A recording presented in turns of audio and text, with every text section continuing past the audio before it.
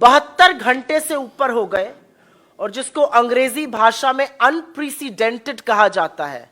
ऐसा पहले कभी नहीं हुआ कि दंगल में, कुश्ती की रिंग में आज जंतर मंतर पर बैठकर जब उनकी आंखों से आंसू निकलता है तो सरकार की यह खामोशी अपने आप में निंदनीय ही नहीं, अपने आप में और बहुत गंभीर और गहरे सवाल खड़ा करती है।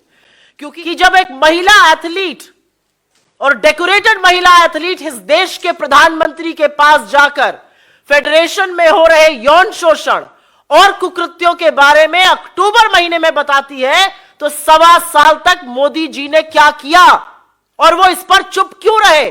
भाजपा में कुलदीप सिंह सेंगर हुए, भाजपा में चिन्मयानंद हुए, भाजपा में अंकिता ठाकुर का कातिल बैठा है, भाजपा में लखीमपुर चीरहरण के लोग बैठे हैं। ये क्या है भाजपा का चाल चरित्र और चेहरा? और मेरे साथ कांग्रेस पार्टी के नेता ही नहीं, वो लोग जिन्होंने भारत का नाम और हिंदुस्तान का परचम खेल के जगत में लहराया है, वो आज इस मंच पर हैं।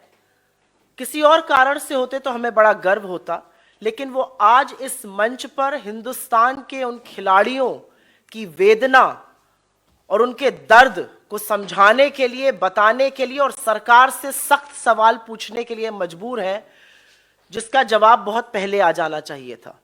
बहुत कुछ कहने से पहले मेरे साथ मंच पर कृष्णा पूनिया जी हैं, जो भारत की पहली वुमेन एथलीट हैं जिन्होंने गोल्ड जीता था in track and field event, Arjun awardee हैं, पद्मश्री हैं। और मेरे बाएं पर मेरे भाई और विजेंद्र सिंह हैं, ओलंपियन हैं और तगड़े मुद्दों पे हमेशा अपना मत देते हैं और साथ में खिलाड़ियों के खड़े रहते हैं। इससे पहले कि मैं इन दोनों लोगों को मंच दूं, मैं एक बात जरूर पूछना चाहती हूं। 72 घंटे से ऊपर हो गए और जिसको अंग्रेजी भाषा में अनप्रेसिडेंटेड कहा जाता है।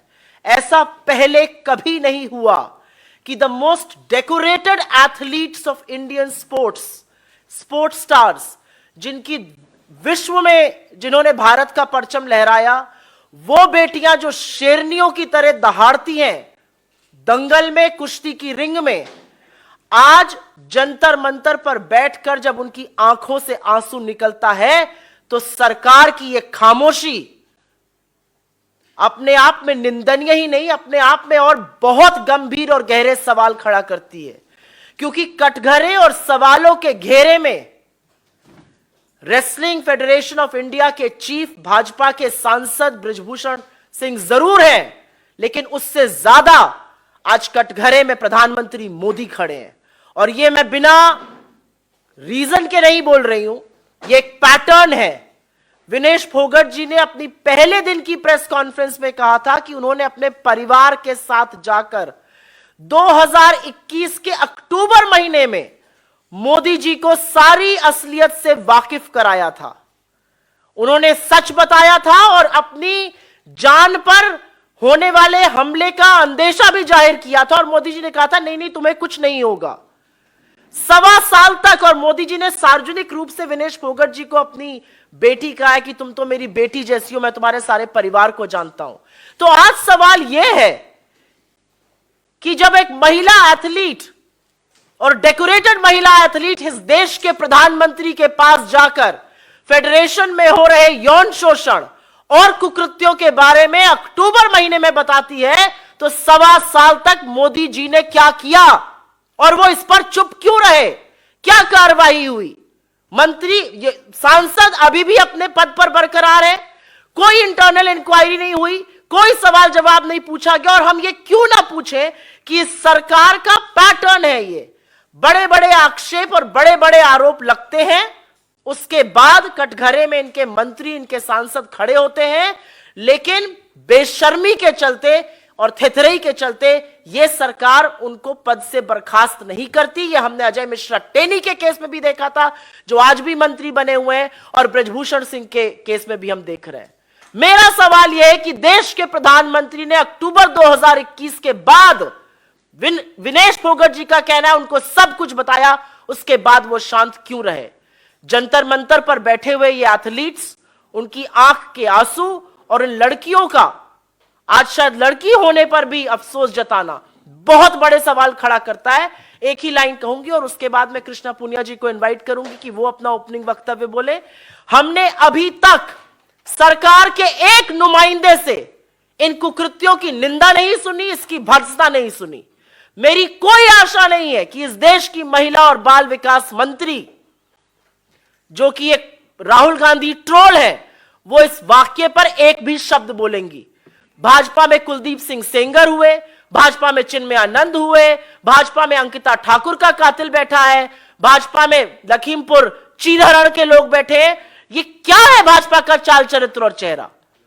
और क्या बेटी बचाओ वाकई में भाजपा से बेटी बचाओ का नारा था? क्योंकि ये सारे नारे आज पूरी तरह से खोखले हैं।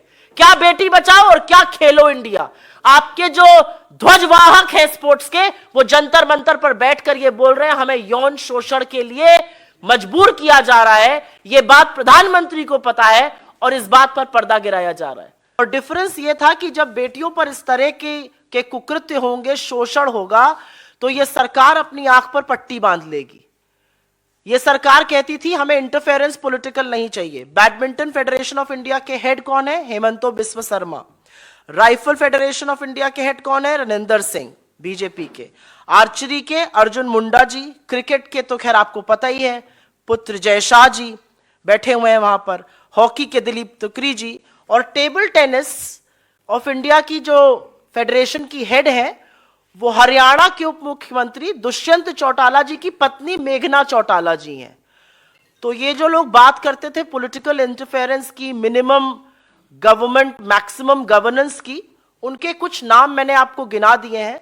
रेसलिंग फेडरेशन में जो हो रहा है, इससे सबको सबक सीखना चाहिए कि, और जैसा कि दोनों खिलाड़ियों ने कहा, ये सिर्फ यहां पे विशुद्ध हम राजनीतिक बात नहीं कर रहे हैं। दो खिलाड़ी आपको बता रहे हैं कि कितना मुश्किल होता है खिलाड़ी के लिए लड़ना समाज से, परिवार से। सोचिए उन मां बाप को जिनको आज अपनी बेटियों को स्पोर्ट्स में भेजना है।